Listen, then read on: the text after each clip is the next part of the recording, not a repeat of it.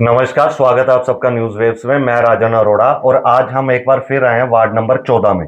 तो ward number 14 के प्रत्याशी भाजपा प्रत्याशी मीना कुमारी जी हमारे साथ हैं। मीना जी, आपका सबसे पहले तो स्वागत है। नमस्कार जी, मेरा नाम मीना है। मैं वार्ड नंबर 14 से जनता पार्टी के प्रत्याशी के रूप में चुनी गई हूँ।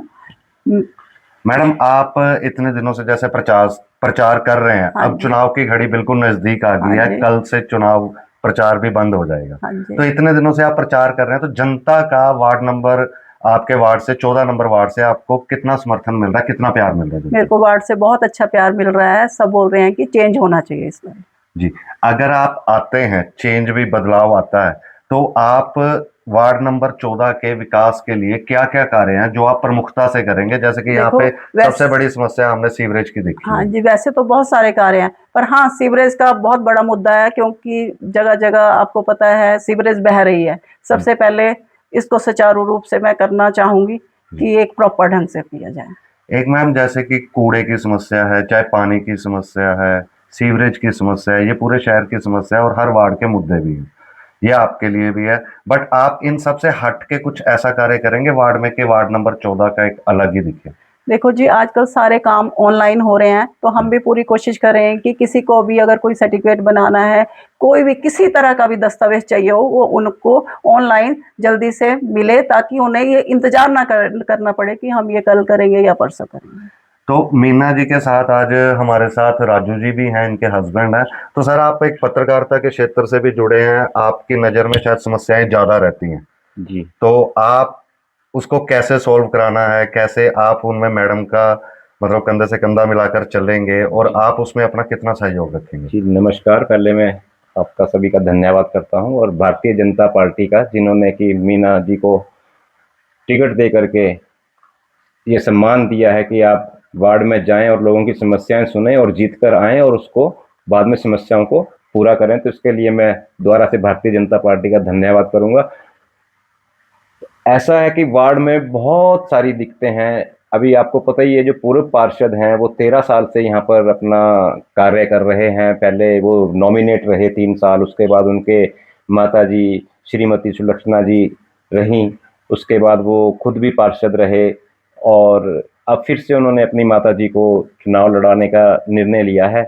तो लेकिन अभी जो 13 साल में विकास कार्य होने चाहिए थे, तो हमें नहीं लगता कि 13 साल का इतना लंबा वक्त जो उन्होंने बिताया इस वार्ड में, और उस हिसाब से जो कार्य दिखाई दे रहे हैं वो बिल्कुल भी पूर्ण नहीं है। आप अभी वार्ड में आए हो, आपने देखा होगा सड़क रास्तों में पैचेज में काम हुआ है। किसी भी रोड पे चले जाओगे, 4 से 5 किलोमीटर की हमारे पूरे वार्ड में रोड्स हैं जो आज तक 13 साल में पूरे नहीं बन पाई है, पैच वर्क ही हुआ है। सीवरेज की बात करें तो सीवरेज उनके घर से 50 मीटर दूर भी बहुत ज्यादा बह रही है, वो देख रहे हैं। पैदल रास्ता है, लोग वहां से आते जाते हैं, लेकिन वहां सीवरेज बह रहा है, बहुत गड्ढे हैं जो भी।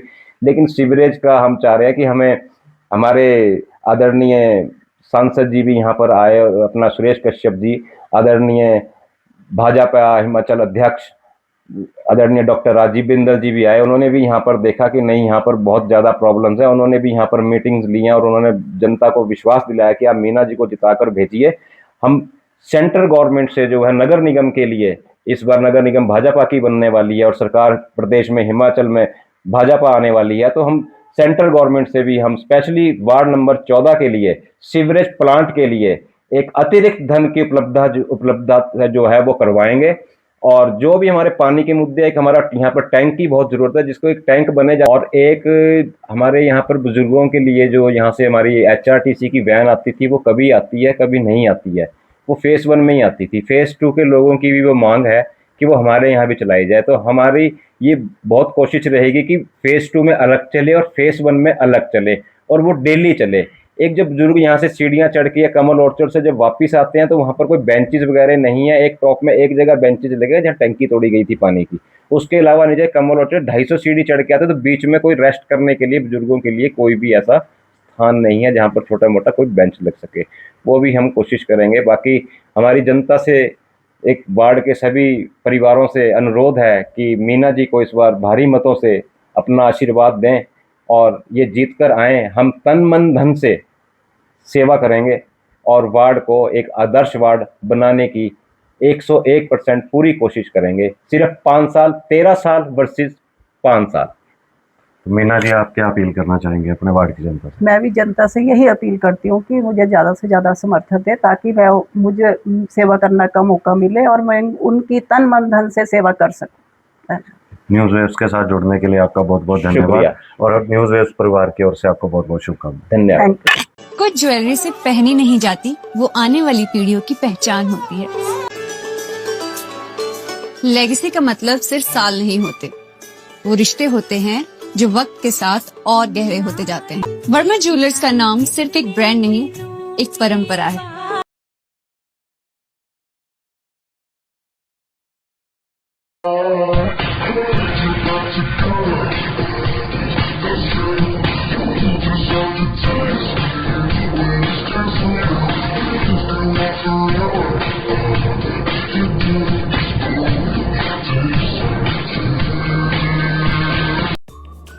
Namaskar, I'm Alka Bharadwaj, Principal Gurukul International School, Kunihar.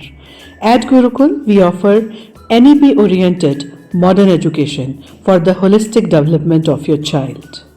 Admissions open now. Give your child the better foundation they deserve. कुछ ज्वेलरी सिर्फ पहनी नहीं जाती, वो आने वाली पीढ़ियों की पहचान होती है। लेगेसी का मतलब सिर्फ साल नहीं होते, वो रिश्ते होते हैं जो वक्त के साथ और गहरे होते जाते हैं। वर्मा ज्वेलर्स का नाम सिर्फ एक ब्रांड नहीं, एक परंपरा है।